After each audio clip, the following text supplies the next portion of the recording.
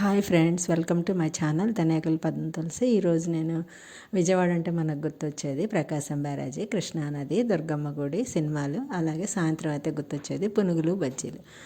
పునుగులు బజ్జీలని మనం టేస్టీగా ఇంట్లో ఎలా చేసుకోవాలో మీకు చేసి చూపిస్తాను అనమాట. నేను ప్రాసెస్లోకి వెళ్ళే ముందు మిమ్మల్ని ఒక క్వశ్చన్ అడుగుతాను. అదేంటంటే, రాజులు నివసించలేని కోట ఏమిటి? ఆన్సర్ గెస్ చేయండి. ఇప్పుడు మనం ప్రాసెస్లోకి వెళ్దాము. బజ్జీలు చేయడానికి మిరపకాయలు శుభ్రంగా వాష్ చేసుకుని పక్కన పెట్టుకుని అవి కట్ చేసి వాటిలోంచి గింజలన్నీ తీసేయాలన్నమాట. నా ఛానల్ని కనుక మీరు ఫస్ట్ టైం చూస్తున్నట్టయితే సబ్స్క్రైబ్ చేసుకుని బెల్ ఐకాన్ క్లిక్ చేయండి, నోటిఫికేషన్స్ మీకు వస్తాయి అన్నమాట. అలా గింజలన్నీ తీసేసిన తర్వాత వాటిల్లో మనం ఆ గింజలుంటే మిరపకాయలు మంట పడతాయి అన్నమాట. మన పిల్లలు వాళ్ళు ఎవరు తినలేరు.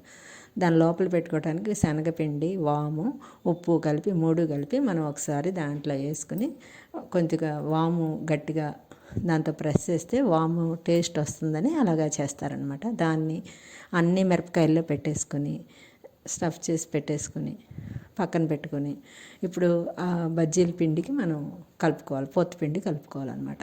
పోతుపిండి కోసం శనగపిండి 1 కప్పు తీసుకుంటే, ఉప్పు, వాము 2 స్పూన్లు బియ్యం పిండి తీసుకుని దాంట్లోనే కారం కూడా వేసి అవన్నీ కలిపేసుకుని పిండి అలా జారుగా మనకి మిరపకాయలు దాంట్లో మునిగి మిరపకాయలు దానికి అంటుకునేటట్టు తెలుసు కదా అందరికీ. బజ్జీల పిండి ఎలా కలుపుకోవాలో అలా కలుపుకుంటే బాగా ఉంటుంది అనమాట. దాంట్లో కొద్దిగా నూనె కూడా వేస్తే బాగుంటుందని చెప్పేసి కొద్దిగా 1 స్పూన్ నూనె కూడా వేసారనమాట. అప్పుడు దాంట్లో నీళ్ళు వేసి కలిపేసుకొని, నేను తినే సోడా వేయటం మర్చిపోయాను, అందుకని ఇప్పుడు వేస్తున్నాను. తినే సోడా వేసి ఒకసారి, తినే సోడా వేస్తే ఏంటంటే బజ్జీలు బాగా ఇదిగా ఉంటాయి అన్నమాట.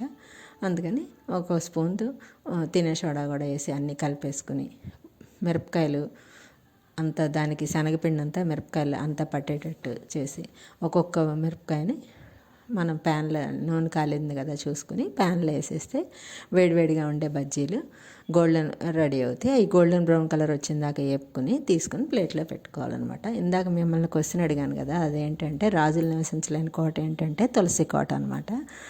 ఎంతమంది ఆన్సర్ గెస్ చేశారు?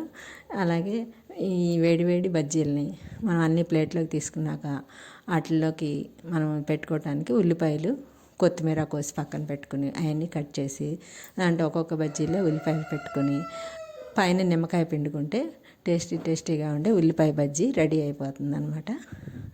ఎలా ఉందో మీరు కూడా ట్రై చేసి